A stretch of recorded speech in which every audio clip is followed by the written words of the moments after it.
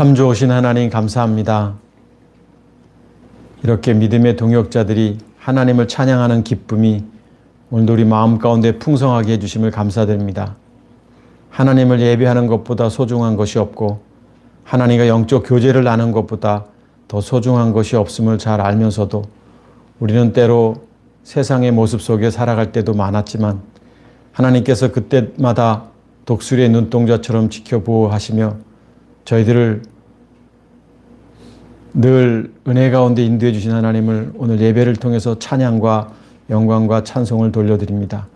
오늘도 말씀 속에 거하시는 하나님을 만나면서 기쁨의 예배요, 거룩한 예배요, 영의 예배가 될 수 있도록 주님 역사하여 주옵소서.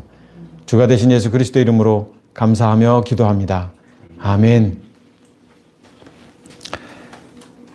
우리 하나님 말씀 보도록 하겠습니다. 마태복음 10장 34절부터 39절까지 말씀인데요. 몇 절 안 되니까 한 목소리로 우리 합독해서 말씀 보도록 하겠습니다. 마태복음 10장 34절에서부터 39절 같이 읽습니다. 시작. 내가 세상에 화평을 주러 온 줄로 생각하지 말라. 화평이 아니요 검을 주러 왔노라. 내가 온 것은 사람이 그 아버지와 딸이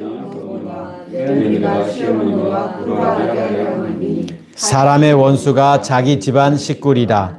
아버지나 어머니를 나보다 더 사랑하는 자는 내게 합당하지 아니하고 아들이나 딸을 나보다 더 사랑하는 자도 내게 합당하지 아니하며 또 자기 십자가를 지고 나를 따르지 않는 자도 내게 합당하지 아니하리라. 자기 목숨을 얻는 자는 잃을 것이요 나를 위하여 자기 목숨을 잃는 자는 얻으리라. 아멘. 오늘 여기 34절 말씀 보면 내가 이렇게 말씀하고 있잖아요. 그러니까 예수님이죠. 예수님께서 세상에 화평을 주러 온 줄로 생각하지 말라 이렇게 말씀하고 있습니다. 어떻게 보면 모순적인 말씀일 수도 있어요. 예수님이 이 땅에 화평을 주러 오신 게 아니다라고 말씀하실 때는 화평의 주님, 평화의 주님이라고 알고 있는 우리에게 뭔가 좀 이해가 안 될 수 있는 말씀일 수 있다는 것입니다.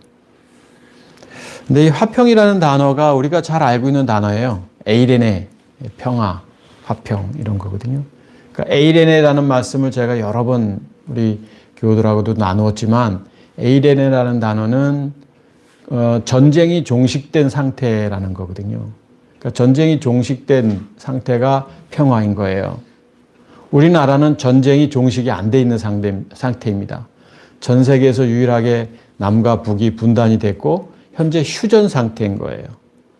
자, 휴전 상태에서 지금 여러분은 불안한가요? 지금 뭔가 늘 이 전쟁의 두려움이 있나요? 안 그렇잖아요. 그렇죠? 그런데 뭔지 모르게 우리는 뭐 북으로부터의 그 전쟁이라는 또 전 세계의 인식 속에 아직 전쟁이 끝나지 않은 국가로 남아 있는 것처럼 완전히 종식이 안 된 상태예요. 현재 우리나라는. 그런데 여기 에이레네라는 것은 완전히 종식된 상태라는 겁니다. 그런데 예수님께서 그게 아니다. 나는 화평, 완전히 전쟁을 없애려고 온 게 아니다라고 말씀하고 있다는 거예요. 그러면서 하시는 말씀이 화평이 아니요, 에이레네가 아니요, 검을 주러 왔다 이렇게 되어 있습니다. 마카이라, 검입니다. 그러니까 검, 성경에 뭐 검이라는 말씀이 여러 군데 나오지만 검을 주러 왔다. 검이라는 개념은 뭐냐면 이렇게 쪼개는 거죠. 쪼개는 거예요. 검이라는 것은. 그러니까 예수님은 화평을 주러 오신 분이 아니라 오히려 쪼개려고 오셨다. 그러니까 이 마카이라는 뜻 자체가 뭐 싸우다, 나누다 뭐 이런 거거든요. 그런데 예수님께서 오히려 쪼개고 나누고 그리고 쪼개서 나누어서 대치 상태를 만들다 뭐 이런 거예요. 그러니까 우리가 생각하고 있는 개념하고 너무 다른 거예요. 예수님이 이 땅에 우리에게 평화를 주러 오시고 화평케 하러 오신 분인 줄 알고 있는데 화평 아니야. 오히려 나누려고 오셨다라고 이렇게 말씀하고 있다라는 겁니다. 그러면서 내가 온 것은 한 번 더 설명을 하고 있으시죠? 사람이 그 아버지와 딸이 어머니와 며느리가 시어머니와 불화하게 하려 합니다. 불화. 그러니까 예수님께서 오신 이유는 화평이 아니라 불화. 아까 검은 이렇게 나누는 거고, 이 불화라는 것은 쪼개고, 아까 제가 설명을 잘못 드렸네요. 이 불화 자체가 나누어서 대치 상태라는 거예요. 그러니까 예수님이 화평이 아니라 오히려 나누고 쪼개서 대치 상태를 만들려고 오셨다. 그러면서 사람의 원수가 자기 집안 식구리라. 우리가 이 35절과 36절 말씀을 잘못 이해하면 굉장히 문제가 될 수 있습니다. 자기 집안 식구끼리 원수가 되게 하려고 예수님이 오셨다. 말이 되는 거예요, 사실은. 근데 이 원수는 어떤 의미예요? 우리의 육신적으로 생각하는 그 원수가 아니라 영적인 원수를 말하는 거죠. 사람의 관점에서의 원수가 아니라 하나님의 관점에서의 원수를 말씀하는 거예요. 그러면 오늘 여기 보면 그 사람이 아버지, 딸이 어머니, 며느리와 시어머니, 이게 가족입니다. 가족, 공동체. 공동체 안에서 쪼개고 나누어서 대치 상태를 만들기 위해서 예수님이 오셨다라는 거예요. 예수님이 오신 목적은 쪼개려고 오셨다는 거예요. 쪼개시려고.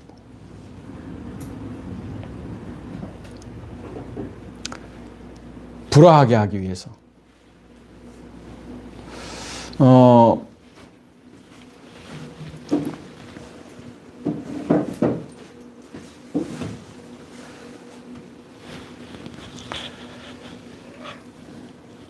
다음부터 좀 일찍 오세요. 예배 시간에 흐름이 끊기니 자꾸.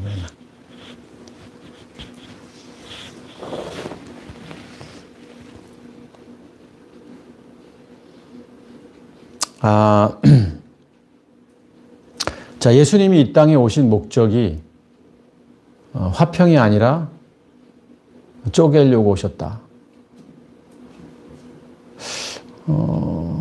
그런데 쪼개는 대상이 누구냐면 가족이라는 거예요. 그러면 우리가 이 가족을 쪼갠다라고 생각할 때 여러분 어떤 의미인지 여러분 이제 감이 오시잖아요. 그러니까 예수님의 목적은 화평이 아니라 나눈다. 그러면 이 가족들은 누구냐? 한 울타리 안에 있는 거예요. 한 울타리에 있는 게 어떤 사람들이에요? 신앙생활 하는 사람입니다. 열심히 교회 다니는 사람들이에요. 그런데 교회 다니는 사람들을 나눈다. 대치 상태를 만든다.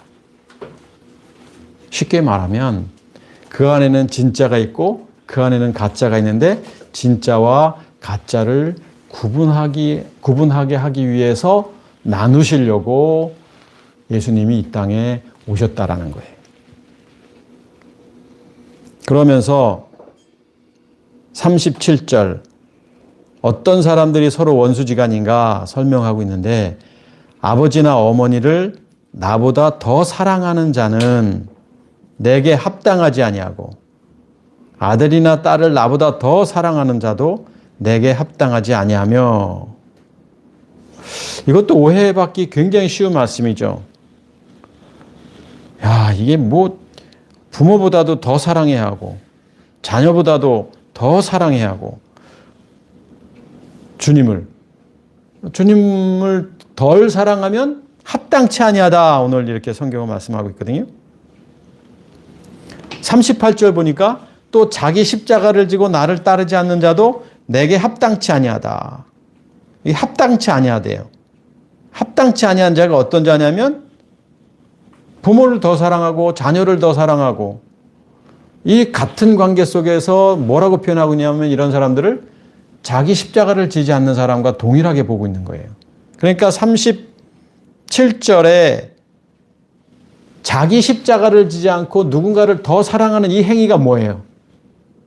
율법적 가치관을 말하는 거예요. 율법적 가치관. 율법 안에서의 신앙생활을 하는 것, 그 다음에 자기 십자가를 지는 것, 이것을 구분하고 있는 거예요.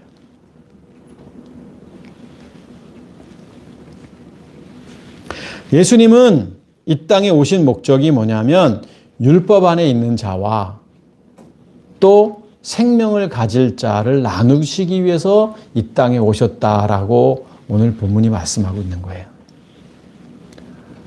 오늘날 너무 값싼 구원관 때문에 많은 사람들이 예수님을 영접하면 하나님의 자녀가 된다라고 말씀하고 있는데 그런 개념이 아니에요. 예수님이 오신 목적이 뭐예요?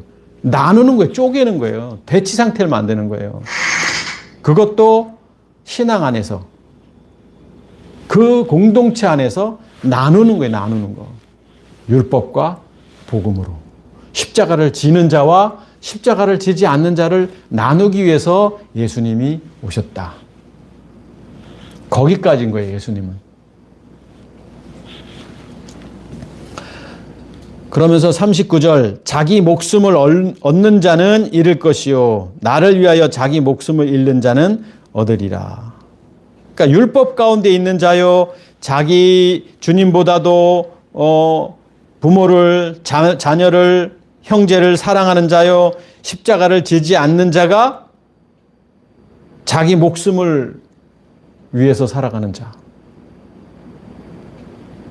명확하잖아요. 율법적 가치관 속에 살아가는 자. 잃는다. 무엇을 잃어요? 생명을 잃는 거죠. 생명을 얻지 못하는 거예요. 나를 위하여 자기 목숨을 잃는 자, 자기 십자가를 지는 자, 이런 자는 무엇을 얻어요? 생명을 얻는다라고 말씀하고 있는 거예요. 우리 이사야서 말씀 66장 한번 보겠습니다. 이사야서 66장 15절 1049쪽에 이사야서 66장 보면 15절에 보라 여호와께서 불에 둘러싸여 강림하시리니 불에 둘러싸인대요. 불에 함께 배시 이런 단어거든요. 불과 함께 강림하신다. 이제 오시는 거예요. 그의 수레들은 회오리 바람 같으리로다. 그가 혁혁한 위세로 노여움을 나타내시며 맹렬한 화염으로 책망하실 것이라. 하나님이 오신다. 여호와께서 주님의 임재죠. 십자가의 죽음과 부활입니다. 사실은 이 땅에 영이신 하나님의 아들 그리스도께서 이 땅에 육신의 몸을 입고 오시는 걸 말씀하시는 거예요. 이게 종말 이런 개념보다는 물론 맞기도 하죠. 종말이라는 게 어떤 게 종말이에요? 이 세상에 지구가 멸망하는 게 종말이 아니라 나를 사로잡고 있던 사단이 멸망을 당하는 게 종말인 거예요. 16절 여호와께서 불과 칼로 모든 혈육에게 심판을 베푸신즉 여호와께서 죽임 당할 자가 많으리니. 자, 불에 휩싸여서 불과 함께 이 땅에 오시는데 그분이 뭐 하신다? 혈육에게 심판을 베푸시는 거예요. 죽임 당할 자를 나누시기 위해서. 그러니까 이 말씀은 우리가 아까 마태복음을 보았습니다만 예언된 말씀인 거예요. 구약에서.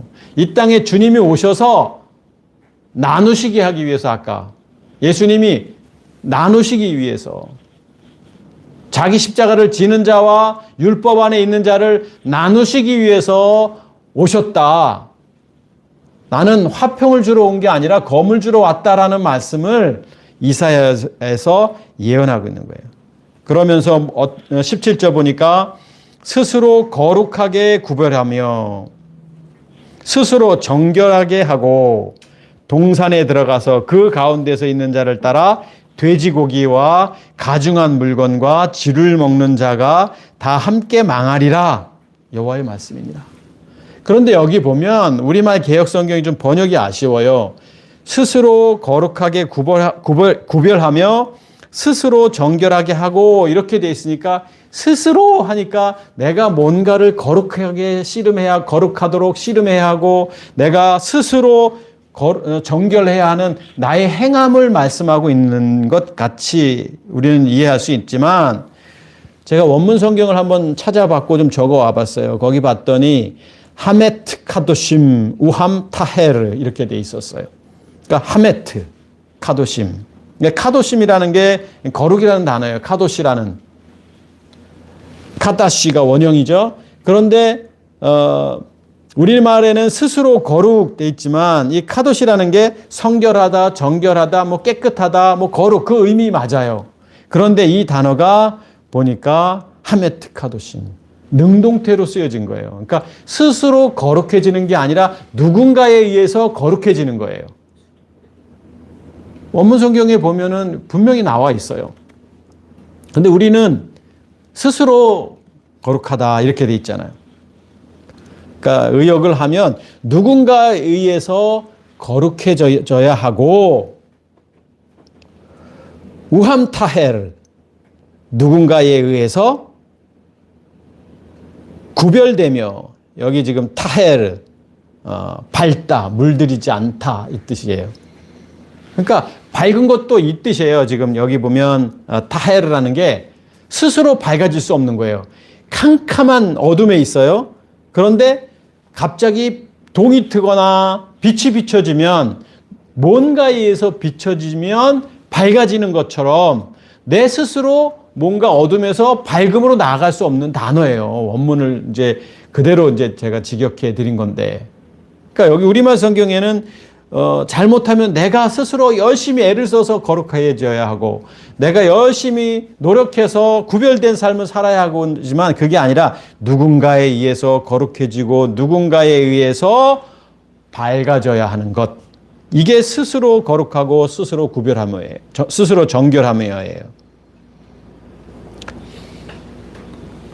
그러니까 누구에 의해서 우리는 거룩해질 수 있고 누구에 의해서 우리는 구별되질 수 있고 누구에 의해서 정결될 수 있어요? 그리스도죠, 그리스도. 우리 스스로는 나의 어떤 행위로, 율법적 행위로 내가 거룩해질 수 없고 율법적 행위로 내가 정결해질 수 없는 거예요. 그런데 교회는 우리는 율법을 가르쳐요. 교회는 율법 가운데 신앙생활하는 것이 마치 올바른 신앙생활인 것처럼 그런 문화 속에 놓여 있어요. 열심히 기도해야 되고 열심히 성경 봐야 하고 열심히 영적 교제를 나눠야 되고 내가 열심히 내가 아니에요. 주님에 의해서 우리는 거룩해지는 거예요.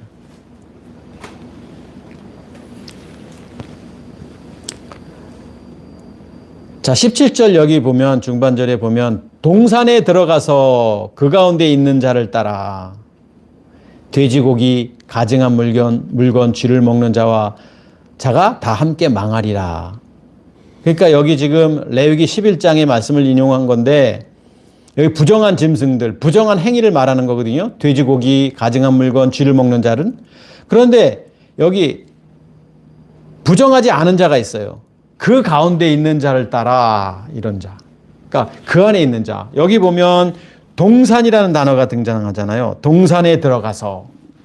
여러분 동산하면 어떤 생각이 나요? 에덴 동산. 그렇죠.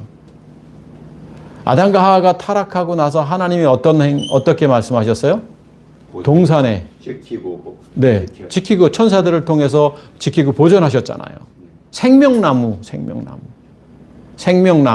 저들이 생명나무마저 따먹고 나같이 될까 하여 그 나무를 보존하자 이렇게 하신단 말이에요.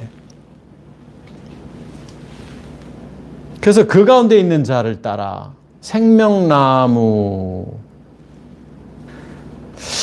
저는 이 이사야서 66장 17절 오늘 아침에 성경을 한 번 더 묵상하면서 동산에 들어가서 생명나무를 묵상하는데 이 생명나무 하는데 갑자기 생각나는 게 있었어요. 생명의 빛. 세상의 빛이 아니라 생명의 빛이 묵상이 됐어요. 그러니까 이 동산나무 안에 동산의 그 중앙에 그 생명, 다 성경은 그리스도만 이야기하고 있구나, 진짜. 창세기도 그리스도요, 이사야서도 그리스도요, 마태복음도 그리스도요. 그리스도는 생명의 빛이라고 우리 봤잖아요, 계속 요한복음에. 세상의 빛이 아니라 생명의 빛. 그러니까 생명의 빛 가운데 있는 자와 여기 부정한 짐승들, 부정한 행위 가운데 있는 율법 안에 있는 자들을 어떻게 한다? 구별한다.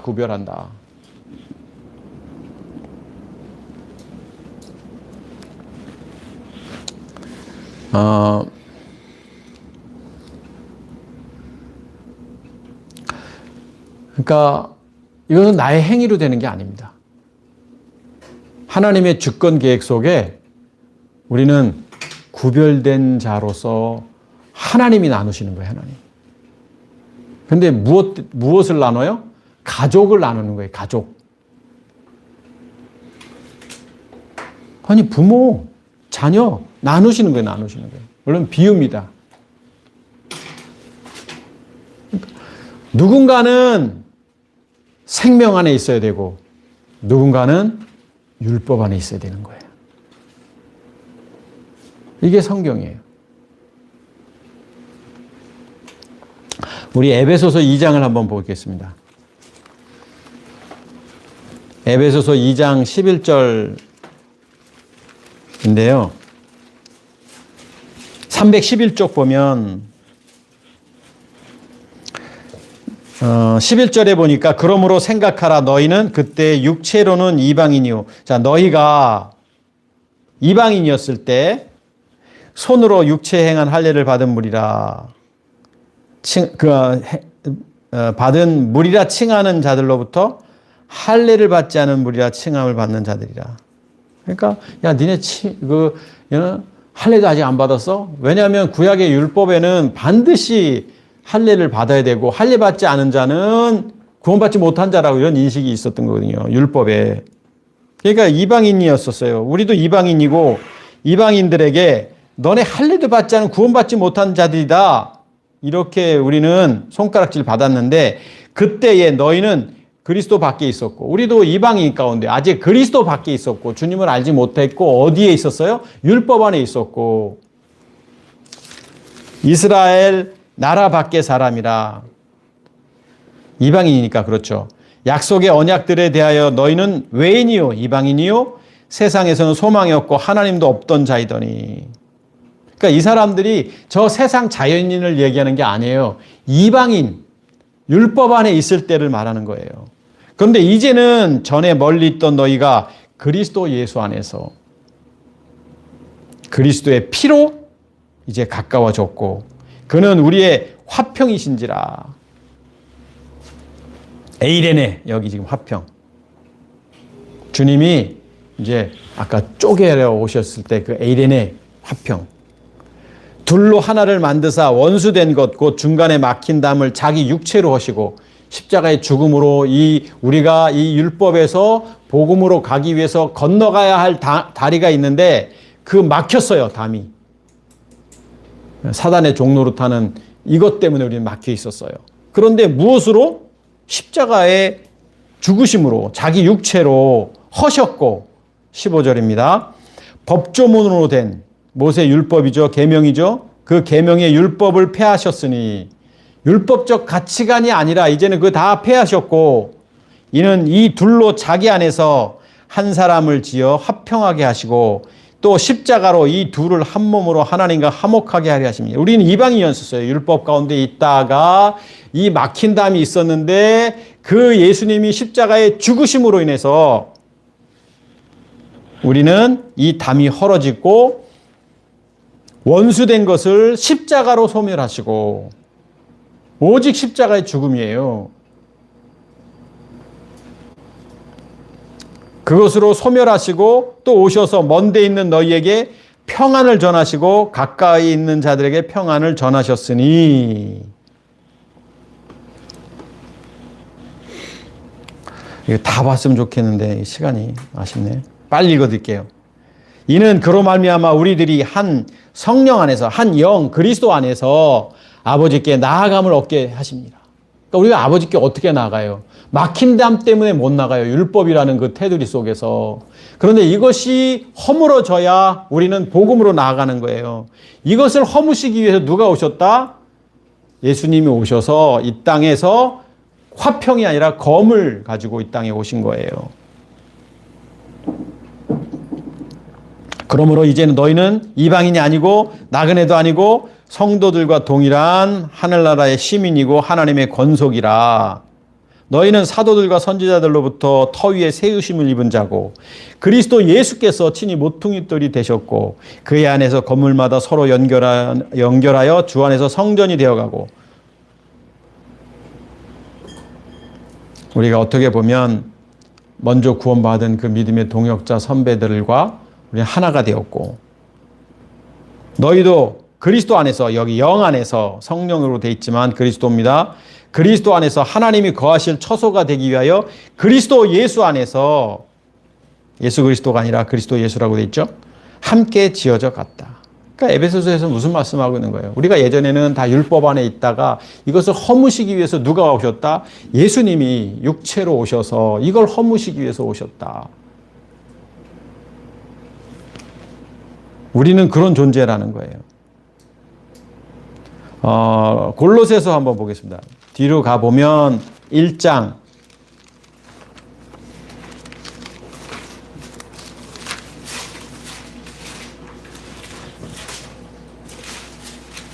20절 보면요. 자, 그의 십자가의 피로 화평을 이루사. 화평을 이루기 위해서 오시지 않았고 검을 주기 위해서 오셨다라고 했잖아요. 그런데 오늘 여기는 그의 십자가의 피로 화평을 이루사. 자, 여기 그는 누구예요? 그리스도입니다. 그리스도. 예수가 아니라. 앞서 본문 우리가 다 이거 봤잖아요. 골로새서 몇 번 강해를 했는데 그리스도예요. 그리스도. 그는 보이지 않는 하나님의 형상이요. 15절에 나오잖아요. 모든 피조물보다 먼저 나신이고 만물이 그에게 창조되되 16절에 나오잖아요. 이게 예수님이 아니고 그리스도잖아요. 아까 화평케 하러 오신 게 아니라 검을 주러 오신 분은 예수님이시고 화평케 하시는 분은 누구예요? 그리스도입니다. 그리스도. 그러니까 우리는 검을 통해서 나누어져야 되고, 이제 우리는 복음 안에 들어오는, 이 화평에 들어오는 들어오기 위해서는 자의적으로 거룩해지고 자의적으로 우리가 구별되어지는 게 아니라 누군가에 의해서 우리는 거룩해지고 구별되어져야 되는데 그게 누구냐? 그리스도. 그분이 생명에 비친 거예요.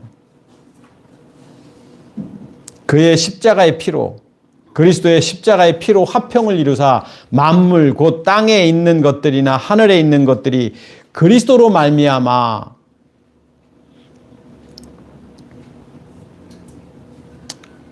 여기 19절 아까 안 보고 넘어갔는데 이거 기회가 되면 한번 봤으면 좋겠는데, 이게 아버지께서는 모든 충만으로 예수 안에 거하게 하시고, 이게 우리말 성경에 참 아쉬운 거예요.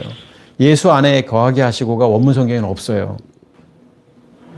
오티엔 아우토 에스케넨 이렇게 돼 있어요. 그러니까 뭐냐면 이는 그 안에 모든 충만이 거하시기를 기뻐한다. 제가 이제 원문 성경 직역한 거예요. 그렇게 돼 있는데 우리말 성경에는 예수 안에 거하게 하시고 이러니까 예수가 자꾸 드러난단 말이에요. 아닌데 지금 앞에서 그리스도를 얘기하고 있는 건데. 그러니까 지금 곁길로 갑자기 지금 19절이 보여서 지금 말씀드리는 건데 좀 아쉬워요, 이런 번역이. 자, 19절, 20절, 21절. 전에 악한 행실로 멀리 떠나 마음으로 원수되었던 너희를. 원수가 누구였어요, 아까? 그러니까 율법 안에 있을 때를 말하는 거예요, 원수라는 게. 우리가 율법 가운데 사는 자들, 지금 율법을 강조하잖아요. 많은 교회가 율법.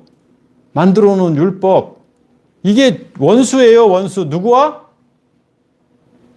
하나님과. 율법으로는 죄를 깨닫게 하는 거지 율법으로 구원받는 게 아닌 겁니다. 율법 안에 있는 자들은 아직까지는 사탄 안에 있는 거예요. 그러니까 여러분과 저도 원수였었어요.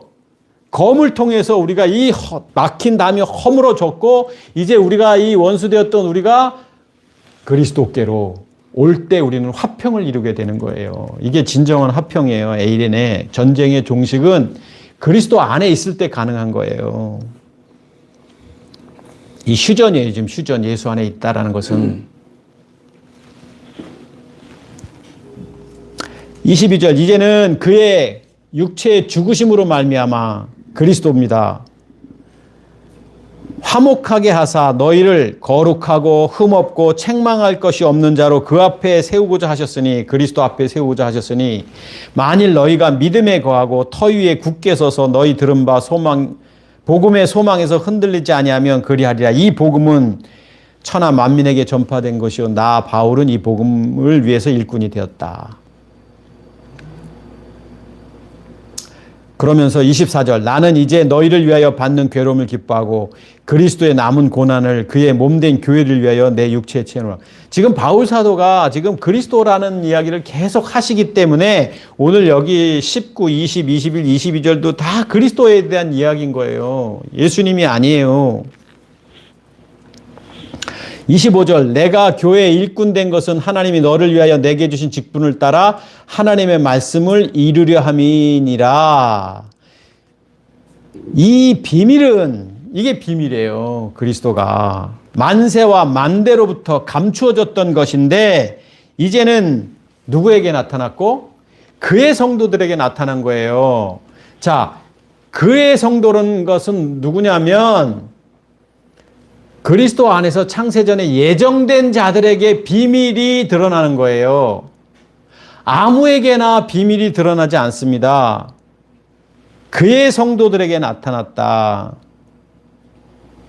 십자가의 죽으심을 통해서 이것이 이제 드러나게 됐는데 우리도 예전에 율법 안에서 여러분과 저도 율법 안에서 열심히 신앙생활 했어요. 예수님 안에서 예수님 믿고 그게 나쁘고 잘못됐다는 게 아니라 그 율법적 삶이 필요했어요. 그런데 때가 돼서 그 율법 안에서 구분된 자들이 있는데 그의 백성이 있고 그의 백성이 아닌 백성이 있어요. 사단의 자녀들이 율법 안에 얘기하는 거예요. 이게 지금 저 밖에 절에 다니고 세상 사람 말하는 게 아니에요. 교회 내에 얘기하는 거예요. 이 본문이. 그러니까 교회 내에 율법 안에 있는 사람들이 있었어요. 그 율법 안에 있는 사람들 여러분도 저도 그 안에 있었고 그런데 때가 되면 그의 백성에게 이 복음의 비밀이 들려지기 시작해요. 성령을 통해서. 그래서 그때 진정한 화평을 이루시는데 그 앞단계가 뭐냐? 예수님의 검으로 오심이에요. 진정한 화평은 그리스도께 올 때 이게 가능한 거예요. 그래서 율법과 복음을 나누고 있는 거예요. 그러니까 이렇게 생각하시면 돼요. 이스라엘 백성들이 애굽에서 종노릇하고 있었어요. 사단의 자녀였었어요. 그런데 어느 날 때가 돼서 하나님께서 모세를 통해서 그들을 부르십니다. 그리고 모세를 따라서 그들이 출애굽합니다. 출애굽했을 때 가나안 땅이 광야가 마치 천국인 줄 알았잖아요. 그게 천국이 아니에요. 그들은 어디로 가야 된다? 가나안 땅으로 가야 되는 거예요. 그런데 그 광야에 머물렀을 때 이때가 어떤 거였어요? 율법 안에 있을 때였고 예수 안에 거할 때였었어요. 그런데 그 사람도 어떻게 됐어요? 다 죽었어요. 여호수아와 갈렙만 살아남았습니다. 1세대가. 그리고 가나안 땅. 그 가나안 땅이 어디예요? 그 복음이고 생명인 거예요, 거기가. 그러니까 율법과 복음을 성경이 분명히 나누고 있어요. 광야와 가나안 땅. 광야에 있으면서 마치 구원받은 것처럼, 광야에 있으면서 마치 하나님의 자녀인 것처럼 생각하는 사람들이 이 땅의 대부분인 거예요. 광야에 있어도 하나님이 만나와 메추라기를 주십니다. 주셨잖아요. 율법 안에서 뭔가 이루어집니다. 그런데 진짜 생명은 가나안 땅까지 가야 되는 거예요. 이게 그리스도의 비밀이에요. 27절 하나님이 그들로 하여금 이 비밀의 영광이 이방인 가운데서 얼마나 풍성한지를 알게 하려 하십니다. 이 비밀은 너희 안에, 누구 안에? 이미 이제 우리가 율법에서 복음으로 온 우리 안에 계신 그리스도시니, 비밀이 그리스도라고 여기 얘기하고 있잖아요. 곧 영광의 소망이니라. 이분이 어떤 분? 우리를 화평케 하러 오신 분이에요. 이분이. 예수님은 화평케 하러 오신 자가 아니라 쪼개려고 오셨고, 율법과 복음을 쪼개려고 오셨고, 율법 안에 사는 사람들과 복음 안에 들어갈 자들을 쪼개려고 예수님이 오셨고, 이제 쪼개져서 우리는 어떻게 구별된 자들은 그 안으로 들어가게 되는 거예요. 가나안 땅으로. 그리스도 때문에. 28절 우리가 그를 전파하여 그리스도를 전파하여 각 사람을 권하고 모든 지혜로 각 사람을 가르침은 각 사람을 그리스도 안에서 완전한 자로 세우려 함이니. 그러니까 율법은 완전한 게 아니에요. 율법 자체는 완전한 건데 율법 안에서의 신앙생활은 완전할 수가 없는 거예요. 우리는 어떻게 그리스도께 나아올 때 완전한 자가 되는 거예요. 텔레오스. 주님 보실 때 완전한 거예요. 주님 보실 때.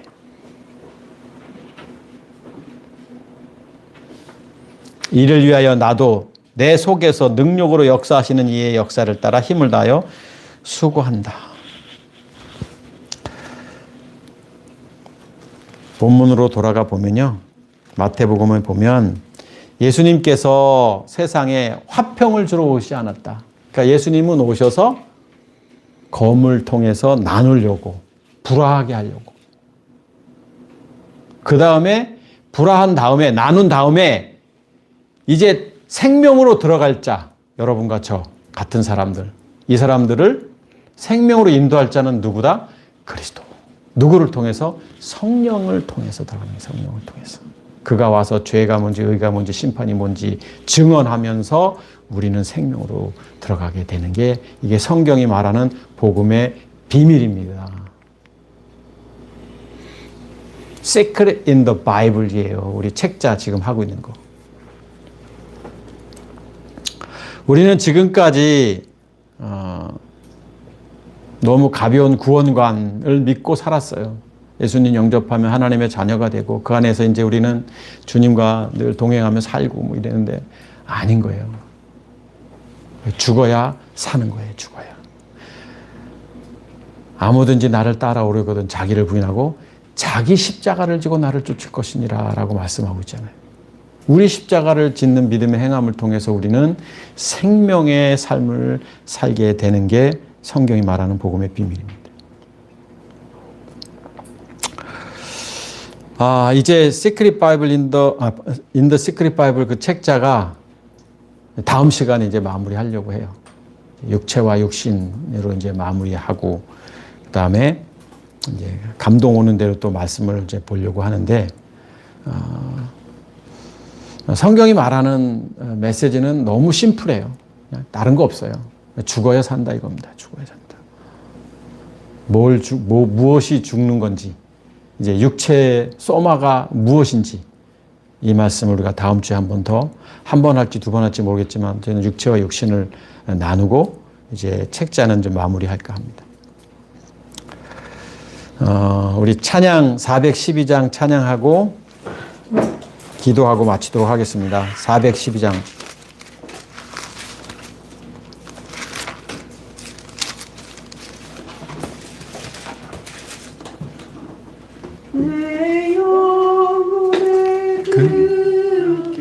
깊은 데서 맑은 가락이 울려나네. 하늘 곡조가 언제나 흘러나와 내 영혼을 고이 싸네.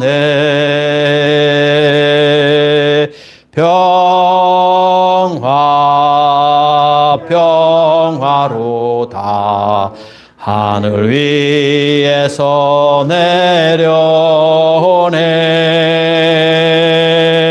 그 사랑의 물결이 영원토록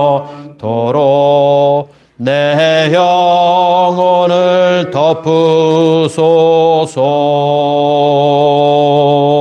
내 마음속에 솟아나 이 평화는 깊이 묻힌 보배로다. 나의 보화를 캐내어 가져갈 자 그 아무도 없. 아멘. 평화 평화로다. 평화 평화로다. 하늘 위에서 내려오네. 그 사랑의 물결이 영원토록 내 영혼을 덮으소서. 4절합니다. 이 땅 위에 험한 길 가는 동안 참된 평화가 어디.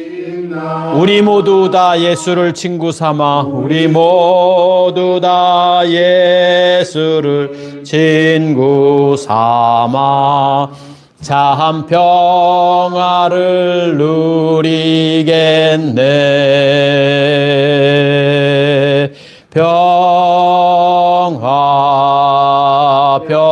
평화로다.